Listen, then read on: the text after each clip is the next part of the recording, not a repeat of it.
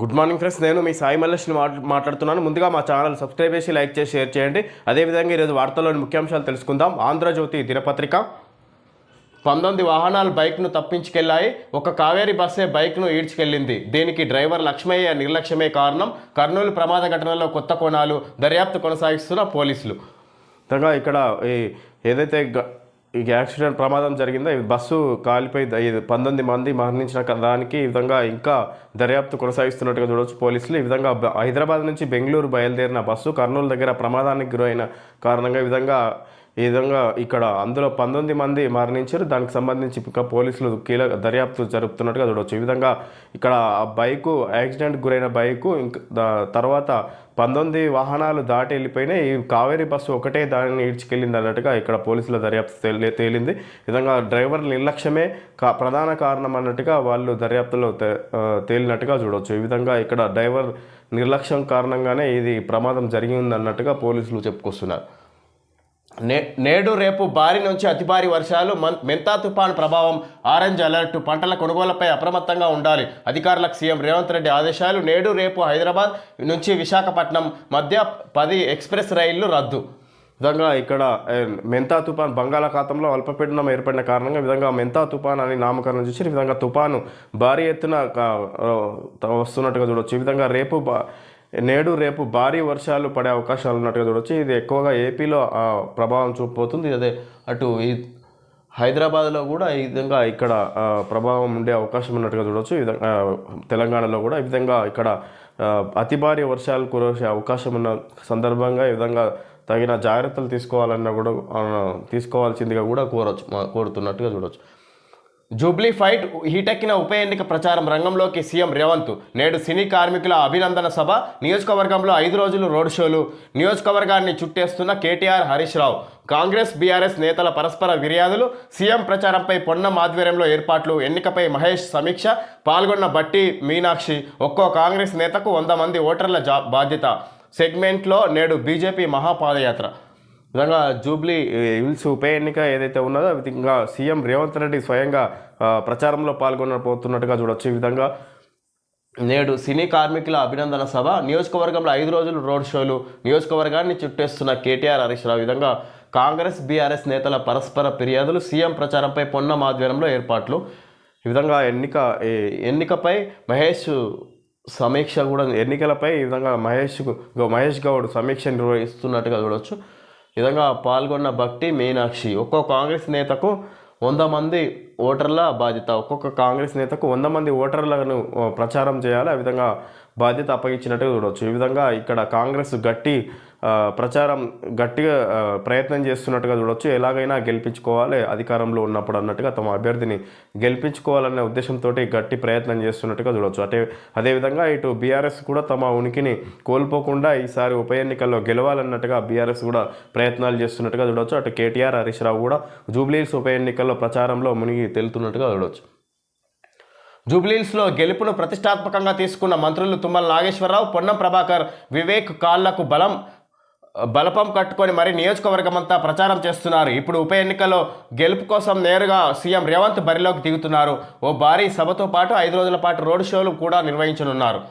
విధంగా జూబ్లీహిల్స్లో గెలుపును ప్రతిష్టాత్మకంగా తీసుకున్న మంత్రులు తుమ్మల నాగేశ్వరరావు, పొన్నం ప్రభాకర్, వివేక్ కాళ్లకు బల్పం కట్టుకొని మరి నియోజకవర్గం అంతా ప్రచారం చేస్తున్నారు అన్నట్టుగా వార్త చూడవచ్చు.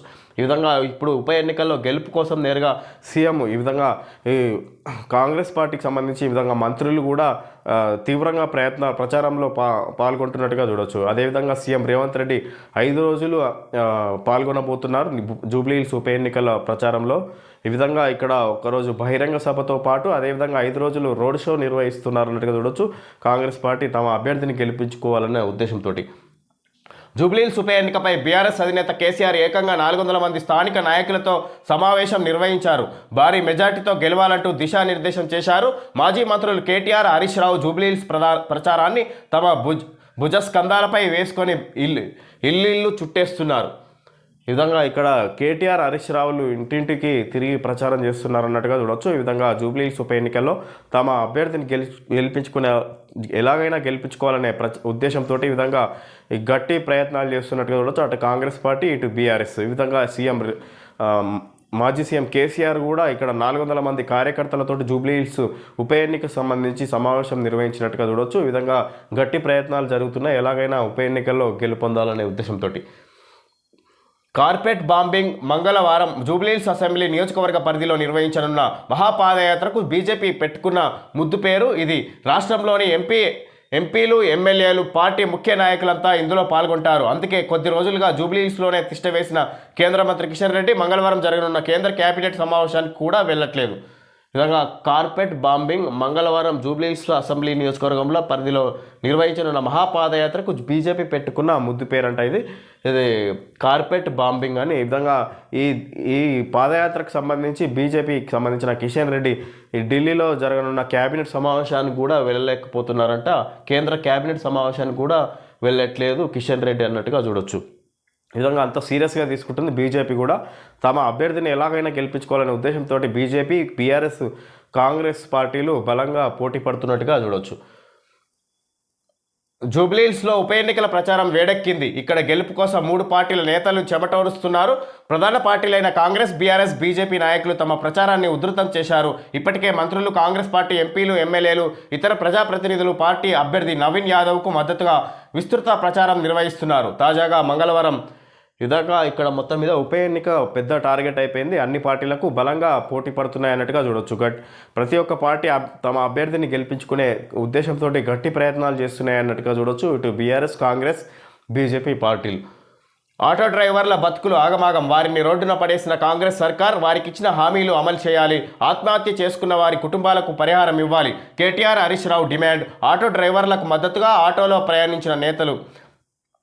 కాంగ్రెస్ కేబినెట్ దండుపాల్యం ముఠాయే 10 సార్లంటూ హరీష్ రావు. ఈ విధంగా కాంగ్రెస్ కేబినెట్ దండుపాల్యం ముఠాయే 10 సార్లంట హరీష్ రావు. ఈ విధంగా ఈ కాంగ్రెస్ కేబినెట్ దండుపాల్యం ముఠాయే అన్నట్టుగా హరీష్ రావు వర్ణిస్తున్నారు. ఇది 10 సార్లు అయినా అన్నట్టుగా హరీష్ రావు వ్యాఖ్యానించినట్టుగా ఇచ్చినట్టుగా చూడవచ్చు. ఈ విధంగా తీవ్రంగా కాంగ్రెస్పై విరుచుకుపడుతున్నట్టుగా చూడవచ్చు. ఈ విధంగా ఇక్కడ కాంగ్రెస్ పనితీరు ఎలాగా అసలు బాగలేదు అన్నట్టుగా కేటీఆర్ కూడా ప్రచారం చేస్తుంది. ఈ విధంగా ఆటోలో ప్రయాణించారు కేటీఆర్ సహా ముఖ్య నేతలంతా బీఆర్ఎస్కు సంబంధించిన పార్టీ నేతలంతా ఈ విధంగా ఆటోలో ప్రయాణించి ఆటోలో వాళ్ళ బతుకులను ఆగం చేసిరు అన్నట్టుగా చెప్పుకొచ్చారు కేటీఆర్.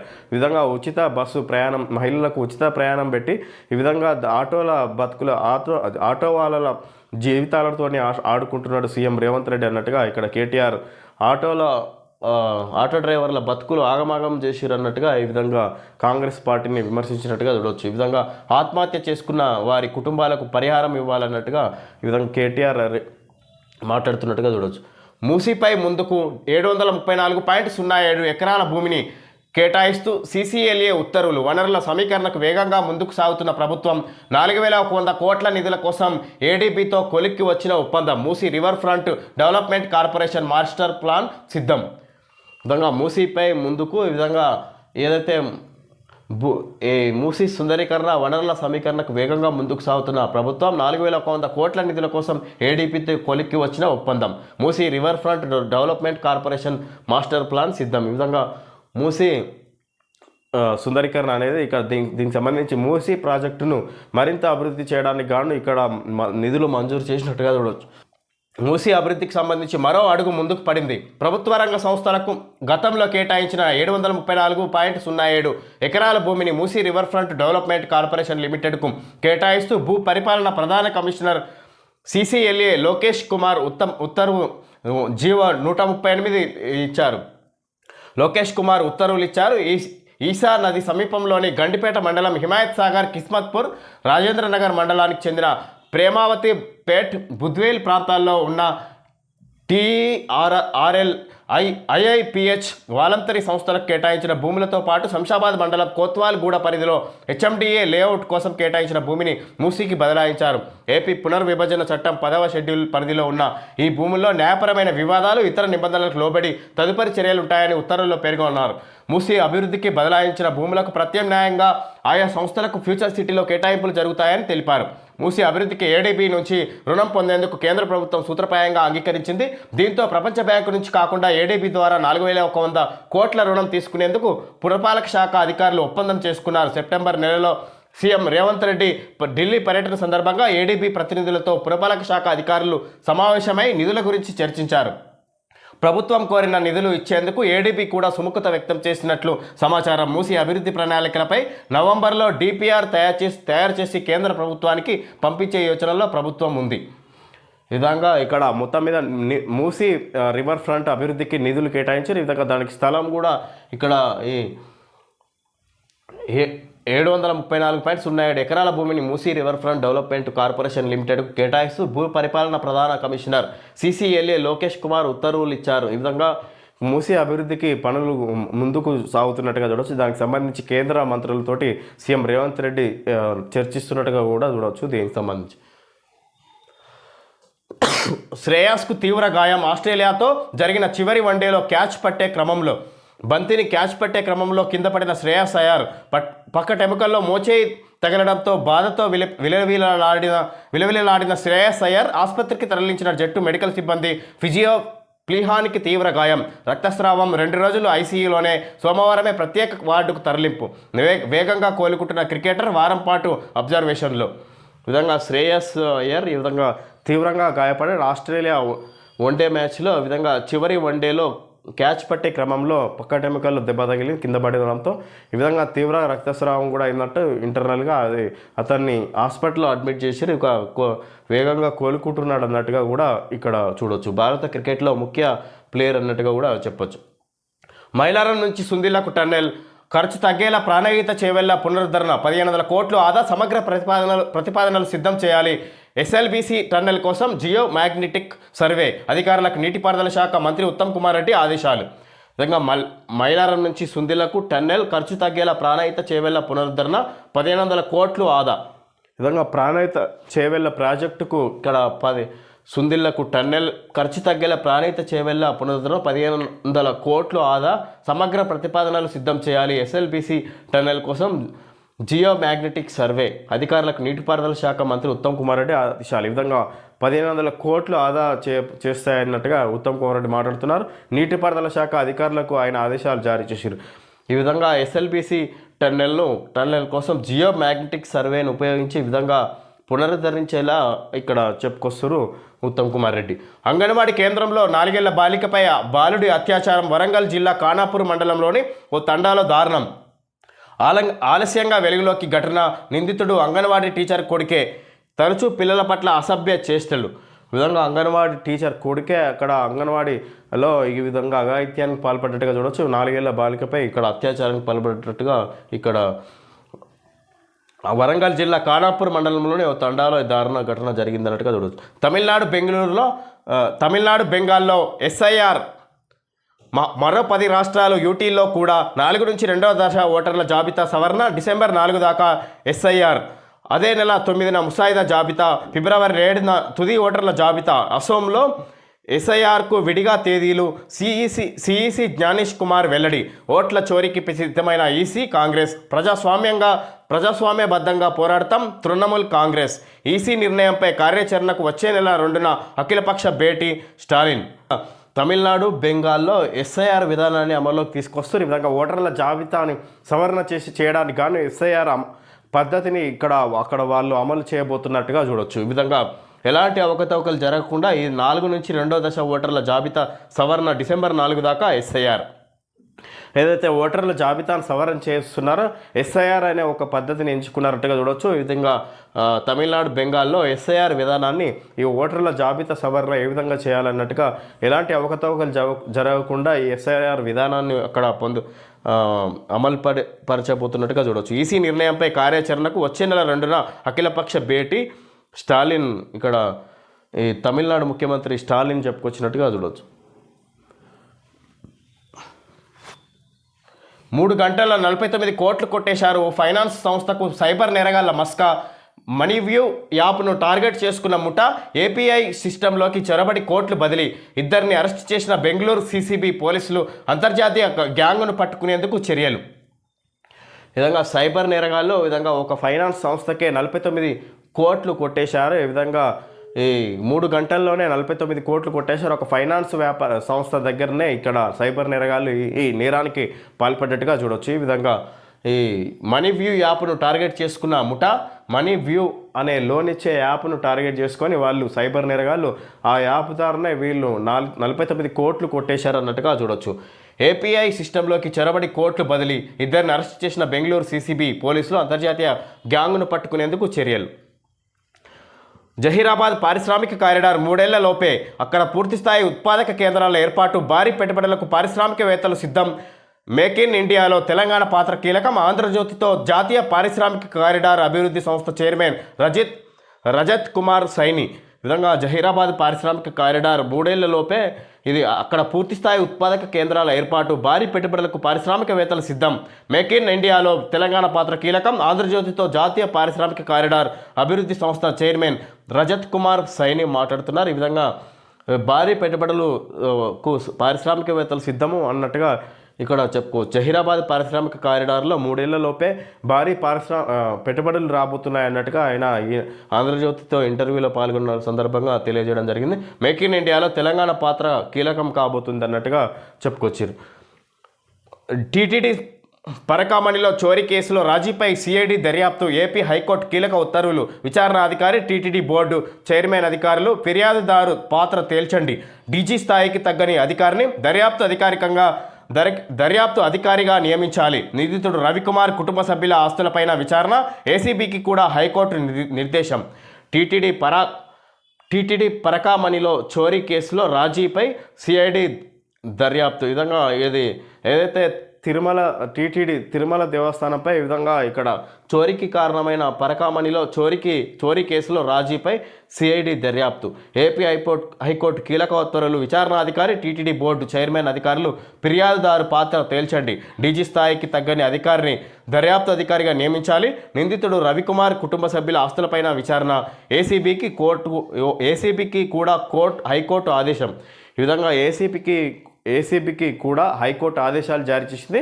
ఇది ఇక్కడ జిల్లా స్థాయి అధికారికి మించిన అధికారులను నియమించాలి, ఏదైతే దర్యాప్తు జరుపుతున్న సంస్థకు సంబంధించి అన్నట్టుగా చెప్పుకోవచ్చు. ఎలాంటి ఈ రాజీ విషయంలో ఎలాంటి అవకాశం లేకుండా చూడాలి. రాజీకి తప్పకుండా ఏదైతే చోరీ చేసిన నిందితుడిని తప్పకుండా శిక్షించాలనే ఉద్దేశంతో హైకోర్టు భావిస్తుండగా చూడవచ్చు.